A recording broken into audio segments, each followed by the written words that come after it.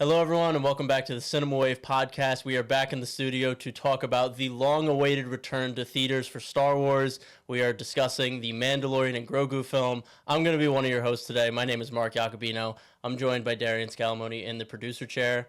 What's up, everybody? Happy to talk about Star Wars in the theaters again. First time on the channel. Yes, that we've done this. Yes, this is weird. First of all, for me to be the host and you being the producer chair. You're usually driving these, but I wanted to be in the hosting chair here so that I could get the casual fan perspective, because I've talked about this movie a lot already. I'm a diehard Star Wars fan. I have a Star Wars podcast, so I have very strong feelings about this franchise, but I think it is important to bring in the casual fan perspective and the more film-centric perspective, because you're not just a nerd, you're also a cinephile type person. So, Darian, hit me with your spoiler-free review of The Mandalorian and Grogu.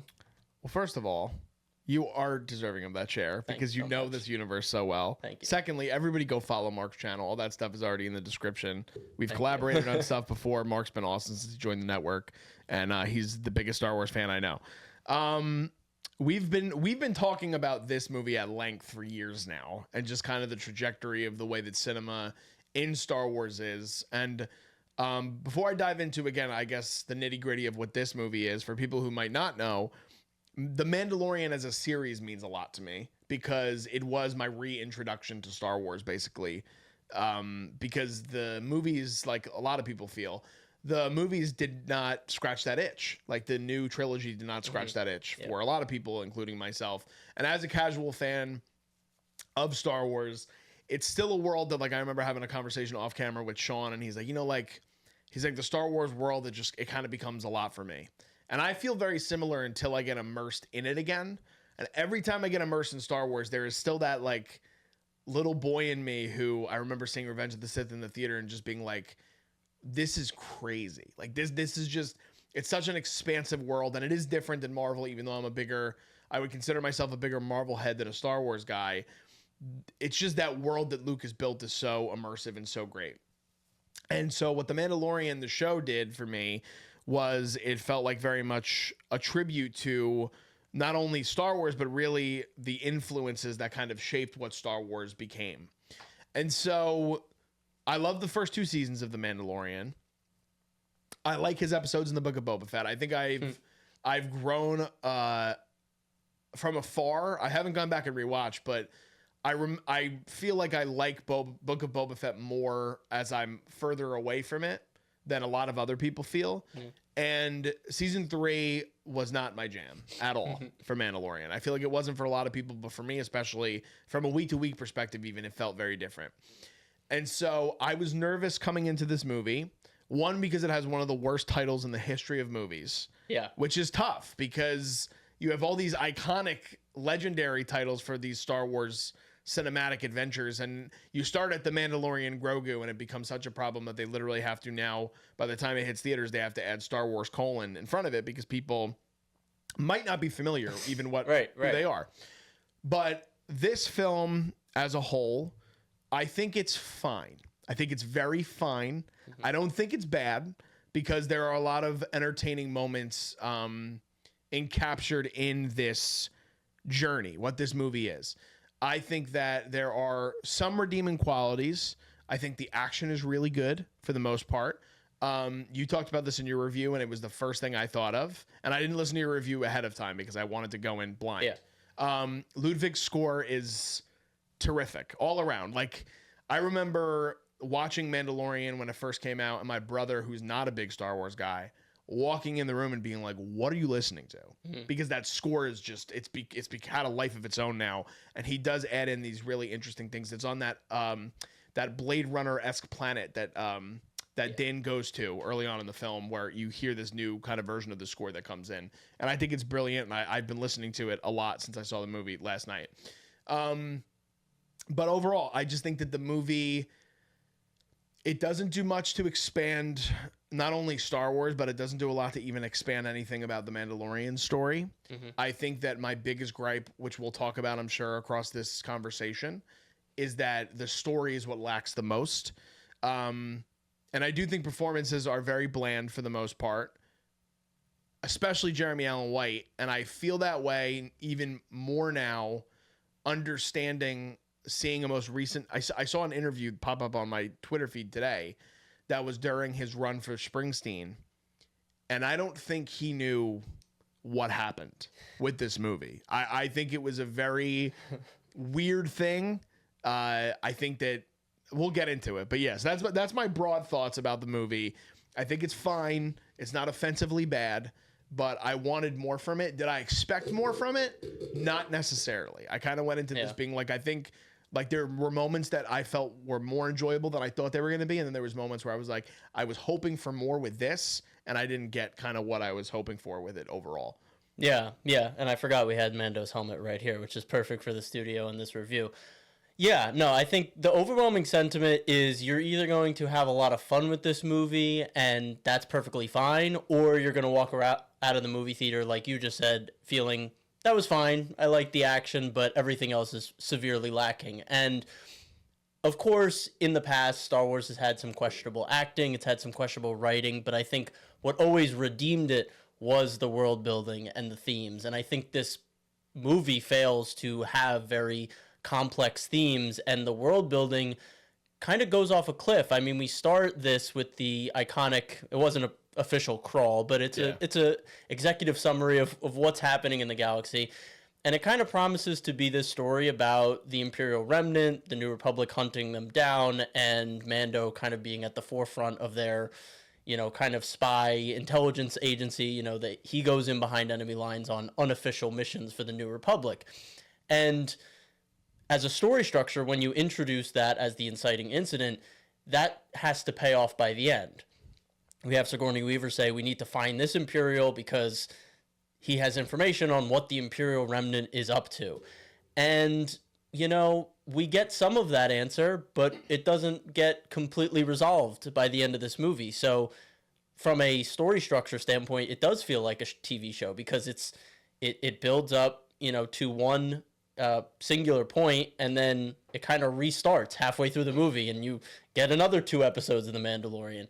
And I obviously want to avoid spoilers here, but I think, this is a Disney Plus TV movie that they put into theaters. And as a Star Wars fan, a diehard Star Wars fan that wants to have these sacred experiences in the movie theater with Star Wars, this didn't live up to that. I think this movie sticks out like a sore thumb when you put like screenshots of different Star Wars movies compared to this. Solo, Rise of Skywalker, my least favorite Star Wars movies. They look 100 times better than this movie from a lighting perspective, from a cinematography perspective. It's like night and day. And I know some people don't give a shit about that. They just want to go to the theater, have a good time. That's awesome. But as someone who also likes filmmaking, that's really disappointing because Jon Favreau isn't just like a nothing director. Like, this is a guy who's been in Hollywood for decades, and I don't think this is entirely his fault. I think this was obviously a Disney pivot. They rushed this because they couldn't get any of the other movies into theaters. So I don't entirely blame Jon Favreau here, but I think there is a much better version of this film and this story that I think people are excusing, and I don't want to excuse it because I think it deserved better, to be completely honest. Yeah, I think so. I'm curious from again, like your sect of the Star Wars world, like understanding kind of what happened structurally, because the way that the TV show universe has now been shaped over time, it's kind of taken this very interesting turn as well, similar to what happened with the movies, which is why I've had issues and worry with Lucasfilm as a fan of movies for a long time, because when The Force Awakens came out, there was a very big fervor for Star Wars again. It was, I'll never forget that movie experience. It was one of my favorite modern going movie experiences of my entire life. It was the first film I ever saw in IMAX. Up until very recently, it was my favorite movie I ever saw in IMAX. And I felt that there was a different energy around Star Wars as somebody who was even a casual fan. Yeah. Last Jedi, even when that came out, I felt like even though there was a lot of discourse around the movie, the conversation was still like, okay, but like now where are we going to go from here? Now I feel like with The Mandalorian, when that idea came to fruition by Favreau, I feel like it was supposed to be, again, this encapsulation of a section of the world. Yeah. And now they're kind of weaving it into these other things. They're weaving it into Ahsoka's story. They're weaving it into the Rebel stuff. But it's weird because the shows are still not structured in a way that feels like it's advancing the story in a positive way. Mm-hmm. It just feels like they're kind of trying to milk every bit of it as they can. And even like with Grogu as a character, like I remember seeing Grogu for the first time and being like, wow, what a fun thing that we're going to do. We're going to explore another member of this Yoda species that I've never seen before. And Yoda was always one of my favorite characters growing up. So I was like, yeah, like this would be really cool. And season 2, I feel like they do a good part of it. And I will say, you said this in your review, and I agree with you. I was worried about how they were going to handle Grogu, and I don't think he is the problem with this movie at all. No, he's not. But there are moments where they still do that same thing where I didn't see this movie in a full theater, but I was the only one that laughed even at some points. I didn't laugh very many times. I think that those moments that used to be these cute little nods to the character and be like, oh, these are these fun little quirks. Like the heart of Star Wars is now being taken away. And I don't know what that is. I don't know if that is a leadership thing, because then you think about all of these voices in cinema that we've heard about for now 10 to 12 years across the industry that are trying to come in with these great ideas. And it's a world that they feel very connected to, that they are constantly having their voice ripped apart. Mm-hmm. And that's what scares me about it, because even Favreau as a filmmaker, he's not 100% hit rate. He doesn't have, not every movie he's ever made is great. I mean, I saw Zathura when I was a kid, and I remember even as a child being like, what the fuck am I watching? But it was obviously an ode to things that he grew up on. And the one thing I always loved and appreciated about Favreau is that he did things out of what he believed his influences were. And there are moments in this film where you can see it, but then there's other parts where I'm just like, what is the point of what they're doing? Like, what are we doing from a story perspective? And when he hits on his stories, Favreau, his stuff is great. And he could do small and he could do big. He could do any scale. And he did it with the first 2 seasons of The Mandalorian. And that's why I'm upset with the way that I came out of this movie, more so than the whole overlying experience. Because every time something like this happens, I get more pulled away from Star Wars. Like, I feel like it's something where I want to be connected to these characters. And I think, like I said, Andor kind of scratched that itch for me, because it was something that was just so, on a technical level, it was so great. Everything about it was great. And now these are characters that I do care about that I don't feel as connected to, because the way that they're putting them in these situations. Like, I cared more about understanding the world of Mandalore and what all that looked like with Din. Mm-hmm. And this is really just this feels like what they talk about with Mandalorian early on. It was like Adventure of the Week. I think you said this kind of before in your last statement, but he's just going on separate missions throughout the whole movie. And it really does just feel like the first couple seasons of the show until we got to understanding and learning the lore of him. And I would like to know more about this character, and I would like to see what his motivations are, and I would like to see why this stuff is important to him, and why does he feel a certain way about Rada? Like, that's not told to you as an audience member. He's just like a good guy, and you're just like, okay, I guess we're just gonna keep going on this ride because we like the way that the character looks. And again, I bought the helmet like every other shill out there. Like, I followed along with it. Yeah. But my biggest frustration is that the heart of Star Wars that I want to feel again is being ripped out from my hands, and it's being ripped out of viewers' hands. I feel like, even from as a casual viewer, like, there are going to be kids that are going to love this movie. And I saw a headline where they said, The Mandalorian and Grogu might not be for fanboys, but it is for families, and Disney's just fine with that. There are pros and cons to that. The cons is that all the people that really deeply care about Star Wars now for 50 plus years are going to want to take care of these characters, and they're going to want to take care of these stories. And that's where, even as a casual fan, I don't like the direction they're going in. I feel like it's a very troubling thing to have that be kind of your mission statement as a studio, to just be like, well, like, not if everybody doesn't love them, like, because it used to be like, no, we want to make movies for everybody. We want to make Star Wars for everyone. We want to make them for kids. We want to make them for adults. We want to make them for passionate fans. We want to make them for casual fans. And as you said in the beginning, this movie doesn't really scratch that itch for a lot of people, I feel like. Well, the problem is with the whole, like, this is made for kids or the family argument is Star Wars has always been made for kids. You know, the first movie, George Lucas has said multiple times, is for 12-year-old boys. Like, that's who it's for. So if you're saying that this movie's only made for kids, then why has Star Wars survived for 50 years? You know, that original movie scratched an itch for kids, but it also scratched the itch for adults who were like, I've never seen anything like this before.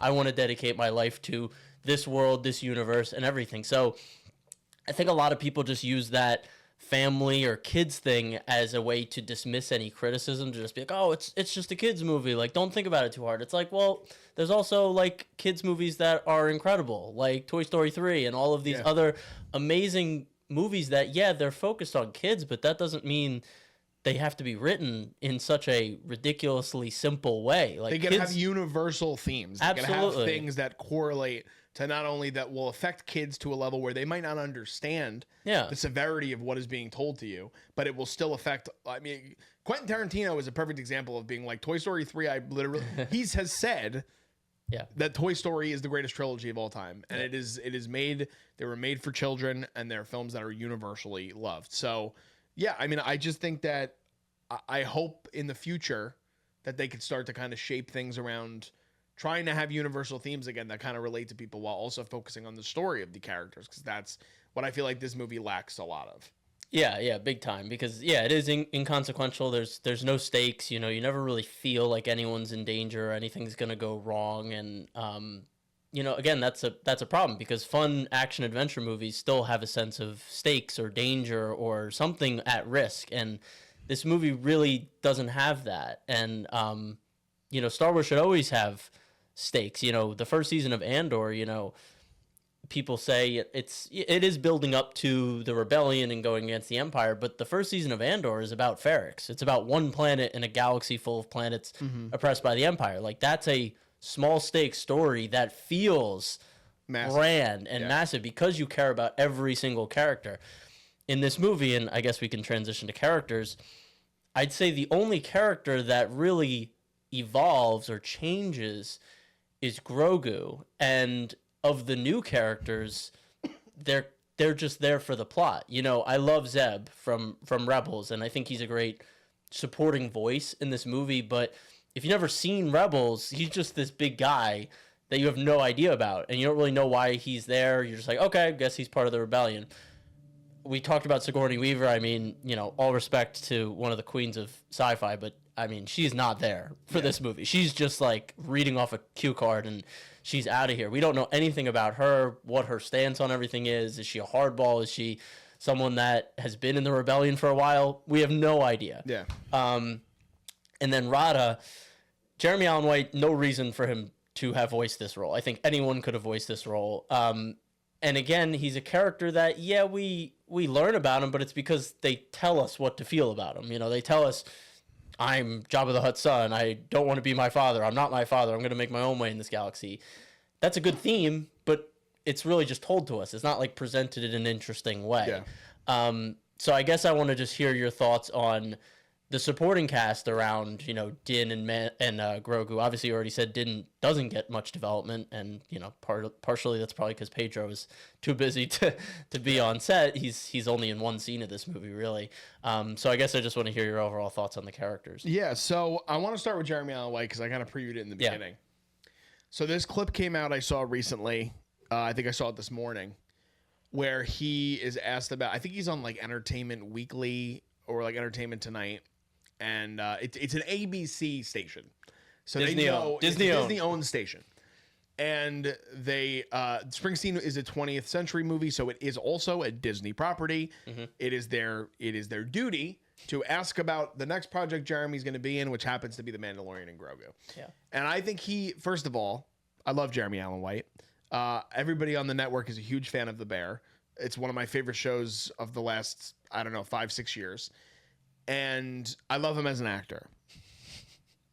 He does the best possible job of answering her question about his excitement and what he can preview, while also clearly having no understanding of what the fuck happened that got him into this movie. Because he talks about how he was at a party with Favreau, and Favreau was like, hey man, like, we'd love to have you be a part of this next thing we're doing with The Mandalorian. That's how it was presented to Jeremy. And Jeremy said he was very excited by that because he's like, I am a fan of the show. He's like, I really do enjoy the show when it came on Disney Plus. He also has young kids. And he talks about at the end of this whole statement, this long thing, he's like, and I'm happy that I'm going to be in something that my kids can see. So immediately it's like, yeah, everything Jeremy Allen White has done up to this point in his career has never been for anyone under the age of 18. So that's one selling point on why he would want to join something like this. But the way that it seemed is that Favreau was kind of like, yeah, he's like, he's like, you should be a voice. He didn't present what kind of voice it would be. He said it would be on The Mandalorian. Jeremy liked the show. They decided to go with it. He said from that point forward, he goes, I recorded all my stuff. He goes, and then he goes, all right. He goes, we'll give you a call back when we finally start shooting.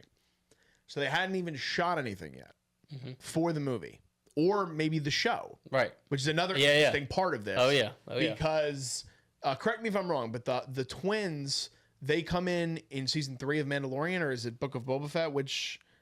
Book of Boba Fett. Book of Boba Fett. Yeah. So those characters are already established. And they want to, again, kind of have this underworld lens from the TV world now of Star Wars. Yeah, yeah. And so they're going to bring those characters back in some way, shape, or form. So maybe with season 4 of Mandalorian, that was their plan. And they said, wow, what a great get it would be to get Jeremy Allen White to do a voice of a character. Rada the Hutt, a character that I had no familiarity with, but for the research, he's been in the world before already. He was in Rebels, correct? He was in the Clone Wars movie as a baby. Yeah, so now he's all grown up, and you have a 2-time Emmy-winning actor voicing the role. Great. Jeremy goes on to say, he goes, when shooting commenced, he goes, I came in, he goes, and the role just got bigger and bigger and bigger. Mm-hmm. Meaning that when he was initially coming on to do this, he probably wasn't intended to do anything massive to start with. And I believe that's why so much of his delivery is very dry, because Rada the Hutt is a Hutt voiced by Jeremy Allen White. Mm-hmm. There's almost nothing different about his voice. It's pitched down a little bit. He talks in basic English for majority of the film. Yeah. And I don't think it's Jeremy Allen White's fault that is why he sounds the way he sounds. But it's very clear that he doesn't know how this even came to be. That and I haven't seen him do press for this movie. I've seen Pedro do press for it. I've seen Sigourney do press for it. I've seen Grogu do press for it. But I haven't seen Jeremy. So I don't know if that was also a part of like him being like, I kind of got to step away from this maybe, or he's filming something. I don't know what it is. Yeah, I don't know what happened with Jeremy. I think Disney probably nudged Jon Favreau to say, like, we're thinking about pivoting to a movie and we need some big names to get butts in seats, because obviously they know Star Wars is kind of on the back foot. So that's why, to me, that's why they bring in Sigourney Weaver. You know, sci-fi fans are going to be like, oh, okay, maybe I'll jump back into Star Wars. And then you bring in Jeremy Allen White, probably one of the hottest young actors in Hollywood right now. You attach him to the movie. They got very lucky that when they casted Pedro Pascal back in 2019, that he's now become the biggest star on the planet. Like, I think Jeremy Allen White is only attached to this movie to potentially catch some audience and get them in seats, because I think this movie, a reason that I have some very strong feelings about this movie is that it feels like it was put together by a boardroom. You know, the name is based on just, we have to have the names of the characters in the title so that people know what they're getting into. Bring in these big actors. You know, for me, I've always loved when Star Wars has made careers instead of casted big actors. You know, that's always been something for me. So overall, it just feels like this movie was a result of Disney coming to Jon Favreau and saying, we need you to make a movie out of The Mandalorian, not Jon Favreau going to Disney and saying, I want to make a Mandalorian movie, and here's what my idea is. So I think Jeremy is just like a symptom of that. He was just like, oh, maybe I'll be on the Mandalorian TV show, and now they're like, oh, you're actually in a movie, and he's like, okay. Well, also on top of it, he talks about in the interview, he goes, I'm such a fan of John's. he goes, that I would love to work with Jon in any capacity. And that's why I said at the top too, like, I don't even know if it's Favreau's fault necessarily, because he was hired to do a job a long time ago to sell a streaming service and did a fantastic job of crafting the first great Star Wars show. And live action show. Thank you. Sorry, I apologize. But he is not only a great storyteller, but he's an incredibly likable guy. Yes. And he's a salesman. It's been this thing where he's also an actor. So, know, of course, he's got to have some sort of element of that. Even with Bill Burr, like Bill Burr got his role on Mandalorian in a very similar fashion of like them being in a party together and him being like, yeah, like you want to do like a Star Wars thing I'm doing? Like I could write you into the show. And that catapulted Bill Burr. Bill Burr basically became like he was a one-act pony just being a stand-up, and now he is leading his own movies. So I agree with you. I think that is a natural way to kind of make stars in Star Wars. I think Andor did a really great job of that. Obviously, Stellan and Diego separate from that, but even Adria, like Arjona, she was a good actress. A lot of people knew she was. She was cast in like 8 things post Andor. Yeah. So it definitely has that cachet to it if you hit the right part of the zeitgeist with it. But that Sigourney Weaver, again, yes, I respect the shit out of Sigourney. I think that she is, like you said, the queen of sci-fi. She manages to play a character more than half her age in Avatar now going forward. Right. Yeah. And she does a great job in that. And so I think it's a problem with, yes, this movie feels like it was written, like you said, in a boardroom. It feels like it was very like, all right, let's hit this story beat. Let's hit this story beat. Let's hit this story beat. Action there. Action there. Okay, let's wrap it up. And there's no element of story. Now, Zeb is another character that I remember when we were talking about it. I believe it was off camera because we weren't covering, or no, it might have been on camera. Probably would have been like Ahsoka. Or Ahsoka, yes, it was Ahsoka, because that's when he's introduced, right? At the end of Ahsoka. I didn't know who his character was. You were very excited about seeing him, understandably so, knowing that he kind of serves a very big part in that whole Rebels storyline. Yeah. And if I didn't know that, I would say, what is the point of his character? He's like, especially when Mando is captured. If we're gonna dive into some of the story, yeah. When Mando gets captured by Embo, Embo, EMBO, okay. Yep. Embo. When he gets captured by Embo, I guess spoilers from now on. Sorry. Yes, sorry, spoilers from this point. Not that this much is when Embo captures Mando, and Grogu and the little Babu Frick guys come to save him, I'm like, where is Zeb? Like, what? Like, Grogu clearly knows who he is. They've been traveling together forever. I understand he can't talk. Yeah. But he is audible enough that he can go up to him and be like, hey, right, we got to go do something now. Like they took Din. Like, we got to go do something. Well, yeah, why would Grogu and the little Babu Fricks go to the Hutt planet when they could just go to the New Republic base and say, like, hey, they got Mando? 100%. And I think now it's I'm going to contradict myself a little bit, because I think the best part of the movie actually happens at that point when Grogu does grow as a character. Interesting. Because I don't think that you don't get that moment. You don't get the growth of Grogu as a character, nurturing his father, doing all of these things, being brave, taking that step for himself, seeing the maturity of the character. You don't get that if he goes to Zeb and does exactly what I'm saying. But from a common sense perspective, it doesn't make a lot of sense. It's very convenient, and I think this movie is loaded with conveniences. Like, and it was very jarring to me. Like, sometimes I don't even notice certain things.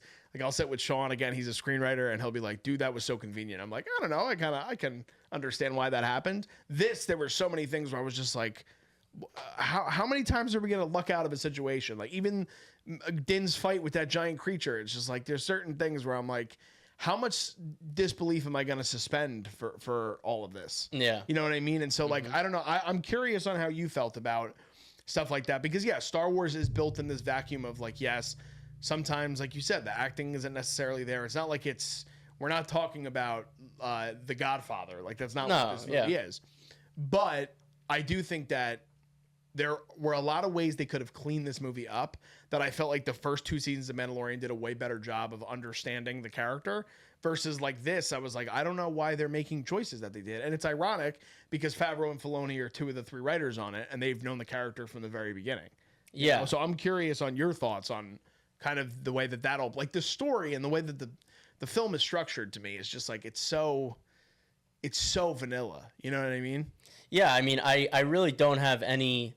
I didn't even really give the plot a second thought after seeing this movie because it never really grabbed me. And I could probably go in and parse through the conveniences, as we're talking, I'm kind of like thinking about them, but I just don't even think it's worth the effort to like try and pick it apart because it's just, to me, it's just, like you said, so simple, so vanilla, and so inconsequential in the grand scheme of things that, those plot points, I just kind of like took them as they were, and I was like, all right, guess we're doing this, guess we're doing that. Because the movie is more concerned about getting from action set piece to action set piece and less concerned about why are characters doing what they're doing and what is their motivation for doing what they're doing.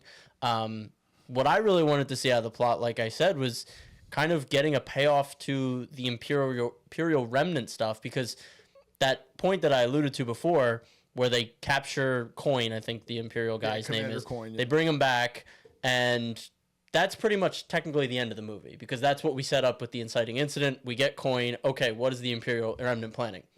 We don't get that. They don't mention it all because, of course, that's going to happen in the Ahsoka series. Thrawn's coming back. That's what they're planning.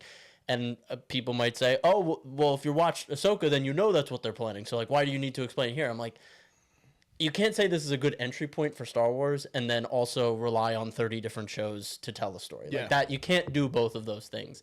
So I think there should have been some revelation or something that they got out of Coin to make this storyline tie up. But instead they went the route of going to the Hutt homeworld and Rada and all this stuff. And there's probably conveniences in there, like why the Hutts hired the New Republic to kill their son if the Imperial guy that's holding his son could just kill his son. Yeah. Like what, he's in the gladiator pits. It's pretty simple to just kill him. And that's the plan already by Coin. 100%. So it's just like, why why did we just go on this adventure?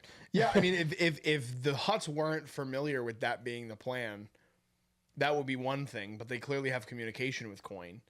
And so if you just decide not to hire Din to do this job, Rada probably dies. So yeah, I mean, like it's that kind of stuff that I'm so curious on. Like, again, as a 30-year veteran of the industry, how do you sit there and be like, no, like this is going to be too easy. Like there's going to be ways that even like people that are not cinematically in tune will be able to pick apart things where it's very simple to just figure out, okay, a way around this could have been this way, and then you don't even have a movie. And that's why I think, like, I came into this review actually feeling a little bit better about certain aspects of the movie, and as I'm talking about it, I'm like, no, I think I kind of like this movie less than I thought I did. It hasn't aged better for me as the weekend has gone on. Yeah, I'll say that. We're recording this on the Tuesday after Memorial Day, and I saw it last night. So this movie's very fresh in my mind. I saw it on Thursday and Mark last saw week. It on Thursday, so yeah. Yeah. No, I think this is all. It all goes back to this being a rushed movie, just from the very start. In 2023, 3 Star Wars movies were announced. Dave Filoni's, James Mangold's, and Charmise Obey-Chinoy's, the Rey movie. Charmaine Obey-Chinoy. Yeah, those 3 movies were announced. None of those movies have made any progress. They've hired and fired. None of the films are even in pre-production. Yeah, they've hired and fired like 30 different writers in all these movies. So they needed to fill a slot. And I'm sure Disney shareholders were like, you need to put a fucking Star Wars movie in theaters now because we're rotting away on Disney+. And so they said, okay, what's marketable and what can we throw together really quickly? The Mandalorian's probably already having scripts written for season 4. Grogu is the most important thing that we've done with Star Wars from a sense of marketing. John, we need a movie. Can you write a script in 6 months? Sure. Okay. Writes a script or fixes his season 4 script because, again, this feels very episodic the way it's structured. Yeah. So I'm sure he's like, I'm sure there were some things that probably were fleshed out better in his original season 4 plan, but he had to cut them all out to make this 2.5 hours. And even at 2 hours and 15 minutes, the pacing in this movie still sucks. Like this thing just goes like up and down and up and down. And the Grogu portion for the movie, I really like it conceptually, and there's nice moments in there. But that went on for way too long. Like that 15 to 20 minutes of Grogu on his own. It's just, I don't know. It sounds really mean because it's weird because I like it. I like that we're having this discourse though because I disagree. Mm-hmm. To me, that's the best part of the movie. And yes, I think it's the best part of the movie because it's patient. Mm-hmm. It actually calms the tone of the film down a little bit. I don't know how much that says about Mando as a character at this point. But even the interaction with like Stephen McKinley Henderson's character, like kind of that like the Bayou guy. Yeah, the Bayou guy. Like I appreciated that we were getting Grogu in a different. You were encapsulating his character in an environment that was very different than what he's had before. Yes. And I thought that you could again at least see across that 15-minute period, 20-minute period, with the lack of dialogue, just with the use of the amazing puppetry and the incredible score that Ludwig does, you're able to get more out of that emotionally than you get across 98% of the rest of this movie. So that's why, like, I at least felt something in those scenes. And that's where, like, yes, do I like action sequences? Of course I do. I'll watch The Raid 100 times a year. Like, I like action. It has nothing to do with that. It's just the fact that when action is not undercut by a lack of story, it enhances it dramatically. And so, like you said, I mean, dude, the pacing of this movie is kind of insane. Yeah, I think conceptually, again, I totally agree with you. I think in the moment when I was watching that sequence, I was like, this is, great, like, conceptually. The theme of, the young taking care of the old, seeing Grogu gain independence. Again, I agree, slowing it down and kind of letting the characters breathe. Conceptually, I really like it, but I think because the story structure is so up and down, I think it's coming off of a climactic moment, and so it falls right off a cliff, and then you're kind of in this like weird falling action, and then it comes back up again. So like just for me, like the story structure itself, I think made that sequence feel off to me.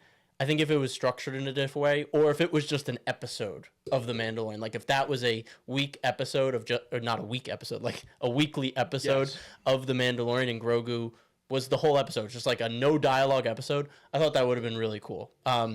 Another plot point that is very convenient is Embo goes to that Bayou guy, and he tells the Bayou guy that the Mandalorian got bit by the snake and is poisoned, so that Grogu and that guy get information to make a serum to give to Mando. Like, why would Embo give that information up to this random guy? You're 100%. Again, yes, convenience. I totally get it. This has something to do with this movie. Sure. And we've talked about this off camera, but I'm going to put your feet to the fire a little bit because we need to have this conversation. Oh, boy. So this is the last thing Kathleen had her name on. Really. We're moving into Dave Filoni territory. Now, the Filoni's running Lucasfilm with someone else, another female, I believe. I don't have a connection to Filoni the same way that you do, the same way that a lot of Star Wars fans do, especially of the animated shows. I will get to them, I promise, but I'm not there yet. My biggest thing is that I feel like for Star Wars to buck this trend, they need what Kathleen on paper is what they should have. And people are going to hate that I said that, but you need a veteran producer that understands timelines, understands the importance of what the property means to the audience, but also really knows how to put things together. Because the biggest issue is that in the years that I have been locked into Star Wars since the streaming stuff came and since the new trilogy came, there have been, I would say there's probably double the amount of projects that have been announced that have been released. And that's a big problem. Now, Marvel in that time has released way more stuff. They have a bigger division, mind you. But they, even in terms of the projects they've announced it's way less than Star Wars. Way less than Star Wars. So I'm worried about the future of Star Wars because I think that Filoni, at least in the few things I've seen and heard from him, is that he still follows this model of, again, he learned under Kathleen. He learned under George, which George obviously is not the problem with Star Wars. He's the reason it exists. But George could have benefited from reining certain things in terms of, like, again, whether it's dialogue, whether it's actually directing actors.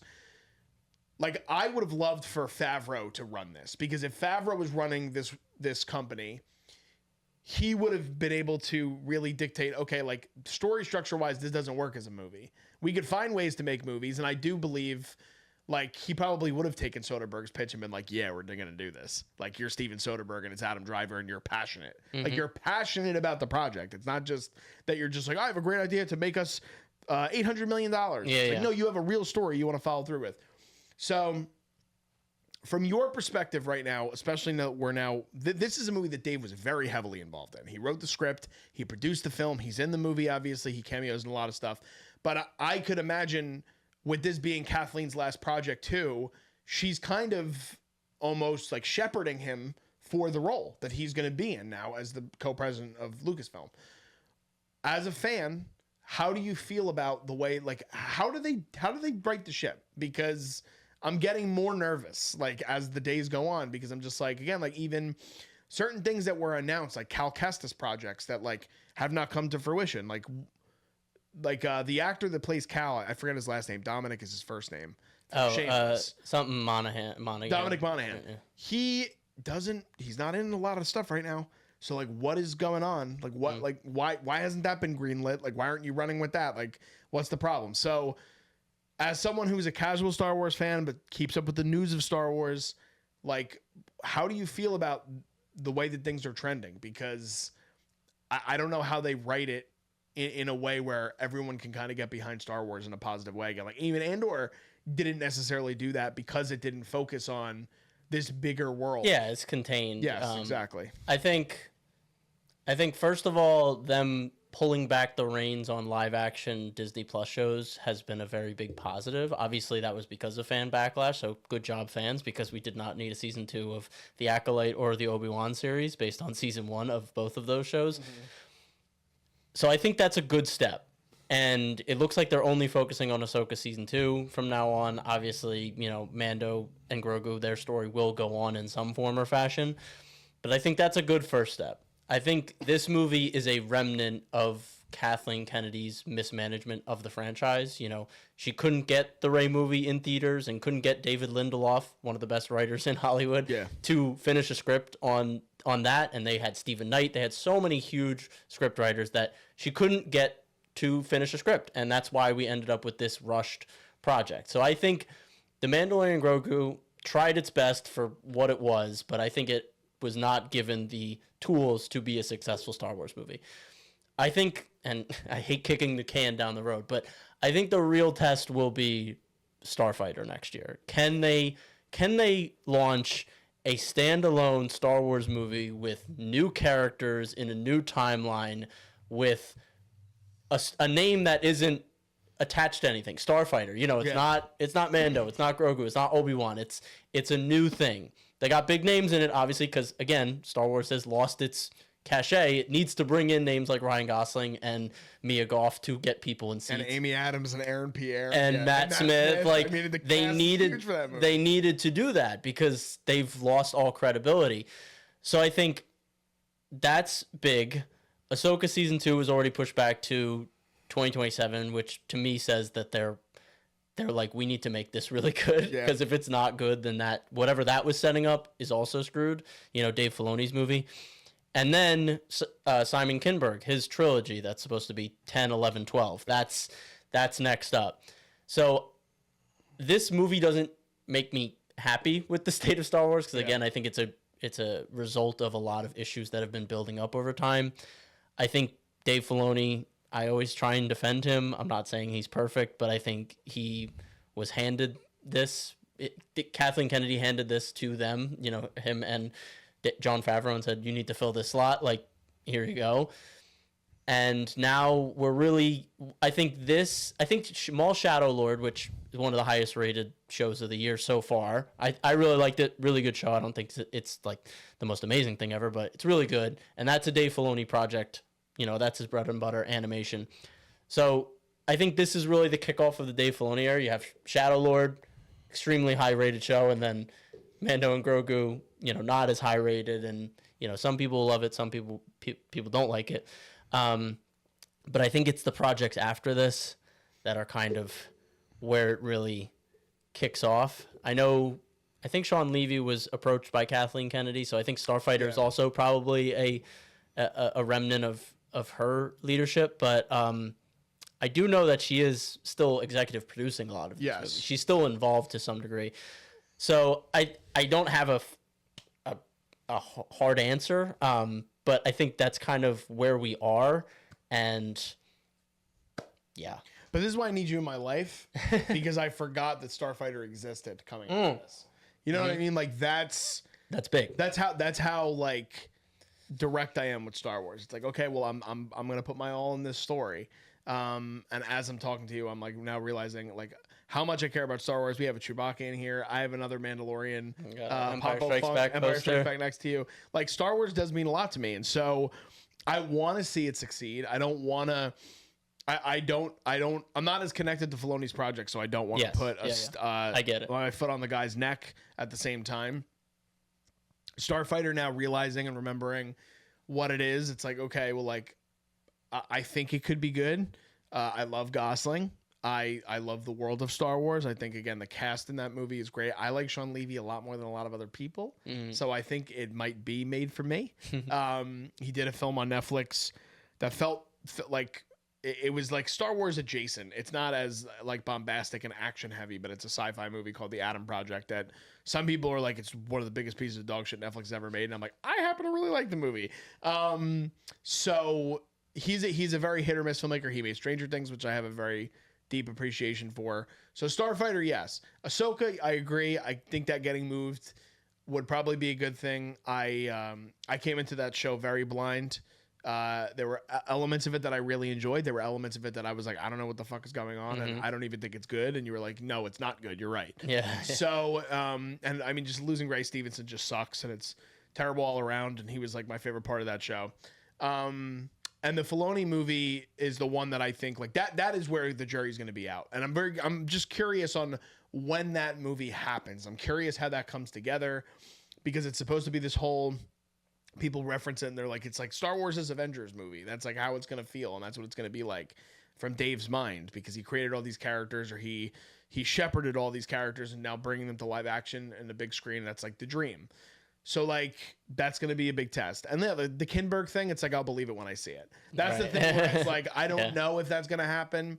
I'm very curious on I'm just curious on where Star Wars's place in cinema still exists. That's what's scary, because Star Wars needs to be in the movie theaters. It needs to be. And I appreciate the stories that they told on Disney Plus. Not all of them, obviously, but some of them I have enjoyed. But I miss the feeling of seeing these characters on a big screen and what that means overall to people of all ages. So I'm hoping that, I mean, Taika Waititi's still working on his movie. Like, what, he was announced 10 years ago. Like, what are we doing? You know what I mean? Like, it's just that stuff that it's, to me, as a guy, like I said, that reads the news all the time, and the lack of Star Wars news recently actually has me feeling somewhat positive about it, because I feel like there's always so much news, and you're like, this movie's getting canceled. This thing's getting canceled. They brought somebody in for a meeting, but they told them, no, they can't make that movie. So, like, I'm happy that there's a bit of a reprieve, and I think Kathleen leaving and Dave and the other new co-president are going to have to right the ship in some way. And I hope we see that. And I'm curious to see where we go with Mando and Grogu as characters. I don't think we're going to get another movie. I don't think this movie's going to make enough. I think it'll do well. I think we said before we started recording, it's at 167 million through the first weekend, which is around their production budget. I think when it's all said and done, it'll probably end up in the 500 to 600 range. 600, I think, would be really good for this movie. I think that if it could get there, 600 would be really good for this movie. Which, again, it's ironic, because when Solo came out, they were like, this is a disaster. and it's very similar numbers to what Mando and Grogu were doing. But I'm not sure. Do you think they're going to do a Mando season 4 after this, or do you think like where do you think they go with Din and Grogu by the end of this? Yeah, I think it's hard to say. I'd really like to see this story continue, but it very much feels like they're trying to tie this directly into wherever Ahsoka season 2 ends up. And I think everything at this moment in Star Wars, for better or for worse, is hinging on the project that's currently releasing. Like, if Ahsoka season 2 is not well received and the numbers aren't great, like, I don't know if that movie happens. I think they've even said they wrote season 2 in anticipation of, if we don't get greenlit for a season 3 or we don't get a movie, like, we can kind of end the story here. So I don't know if Mando continues in that or if we get another season of Mando. I think I've heard a lot of people say this, like, Mandalorian as a TV show is meant to be a show that can last for like 10, 15 seasons because it's just a Western that you kind of have an adventure of the week. So I can't see the show going away. You know, I don't know if it'll reach 6. I feel like for me, I don't know. I feel like the winds are kind of against this movie at this point. You know, obviously 160 is amazing, but, you know, 10 years ago with Solo, that was like, we're not making any more Star Wars movies. And now I feel like Star Wars fans are like, oh, we already made back the production budget. I'm like, guys, we're grasping at, like, this isn't good. Like, Star Wars should become, this should have been a Star Wars movie hiatus of 7 years. You drop a new movie, you should be pushing close to that 800 to $1 billion because that's what Star Wars should be, but it's not right now. Yeah, it's interesting because I see it from both sides because the way the industry is now versus 10 years ago is very, very different. And I think, I mean, it was one of the healthiest weekend box offices for Memorial Day. It still was number 1 at the box office, and it has a big horror movie that it's going up against right now, but way smaller budget.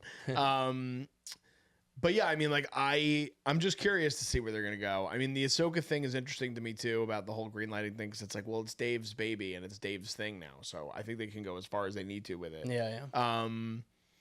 But I'm rooting for Star Wars, man. I mean, I hope they kind of right the ship. I think this movie overall is, like I said, it's very fine. Like, I'm not going to, if it was on cable, like, I wouldn't turn it off if I was just sitting there and it was just on the TV. But it's a Star Wars movie that, like, I'm not gonna return to. Like, I actually feel like, just because we brought up Solo for a second, like, Solo was a movie that I remember when I first guested on your podcast a very long time ago now. Solo was a movie that I was like, I didn't hate it as much as everybody else did. And I've been wanting to go back and rewatch it, and it's like I have a better feeling, and this is very fresh in my brain, but, like, I just feel better about the way Solo is, like you said, as a movie. It was made as a movie by, like, Ron Howard, and it was Lord and Miller to start, and the script is really tight. And again, that the cast is, and I have no problem with the cast in this movie. I think that, like, again, like, I mean, Martin Scorsese's in this movie. He gives one of the best performances, which is, again, all respect to Martin, but he shouldn't be the one giving the best performance in your movie. Also, he doesn't have a lot to do, and he's still giving one of the best performances. So yeah, I mean, I root for this world. I hope that some more good news in Star Wars comes out. When are we getting Starfighter? Is it this time next year? It's a little after, June or July? Should be April or May of 2027. Okay, so we got a year because I don't think anything's coming out before then, right? I mean, maybe Ahsoka should come out in Q1 of 2027. Starfighter. Okay. Yeah. Couple video games, potentially Maul Shadow Lord season 2 next year, but yeah, probably live action wise, other than Ahsoka, yeah, it's just Starfighter. Yeah, so I mean, that's what I mean. Like, it sucks that this is, like, gonna be what we're gonna be sitting on for a bit. Like, I know this is what I mean for you. You feel differently with Maul Shadow Lord. I should watch Maul Shadow Lord. I've heard great things about it. I know you've been talking about it a lot on your pod, so maybe I'll give that a go. But again, like, maybe this is a good opportunity for me in that year-long span to be like, this is the time to watch animation, baby. Yeah, I gotta hop into it. But yeah, so overall, I wish I liked this movie a little bit more. Yeah, scores time. I can give my score first because it's already on me. I came in wanting to give it a 6, and I'm at a 5. Ooh, you went down. I went down. I just think that, like I said, there's not much redeeming about it. Like, even the action sequences, while they're well done, there's not, like, unbelievably like, there's not a lot of crazy elements of the fight scenes that I'm going to be like, oh, remember when that one thing happened? Like they're well done. They're well choreographed. Pedro as Din is a whole nother conversation that would require another hour of the podcast. So I won't bore you with it, but I don't know what they did with him. And yeah, I wanted to like this movie more, but I just came out thinking it was just fine. So I'm going to give it a 5. What about you? Okay. Yeah, I'll go 6. As a Star Wars fan, there's some things to like about it, the Star Wars of it all. But it's junk food. I think this movie is wholly forgettable. I don't think we'll remember much about this movie in a year. There's no iconic scenes that I'll be like, oh, that's something that sticks out from this movie. There's no iconic lines. Ludwig's score might be the thing that lasts the longest from this movie. And people that are praising this right now, saying this is, in their top, 5 Star Wars movies, all power to you. I think you're caught up in the moment. And I think by the end of this year or in a couple of years, we'll kind of be like, yeah, we really let that slide. Yeah. Like this wasn't a Star Wars film experience that it should have been. And I have a very strong feeling about that, and I always advocate, for being critical of Disney, because if you let them get away with this stuff, they will.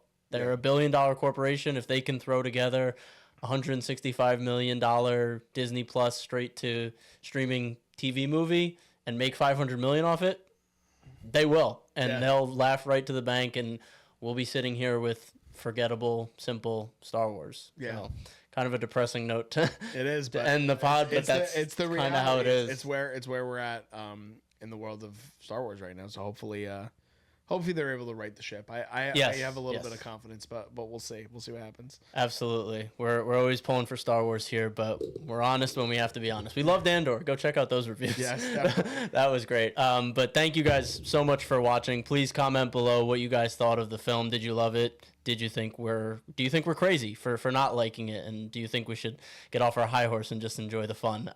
Let us know. We want to have a conversation. Please like, subscribe, do all the things. Follow us on social media. I have my own Star Wars podcast called Star Wars Mark of Balance. You could see the links in the description below. I would appreciate you giving me a follow and checking out some of my content. But yeah, hope you enjoyed. I've been Mark Jacobino. And I've been Darian Scalamoni. And we will see you on the next one. Peace. This is The Culture.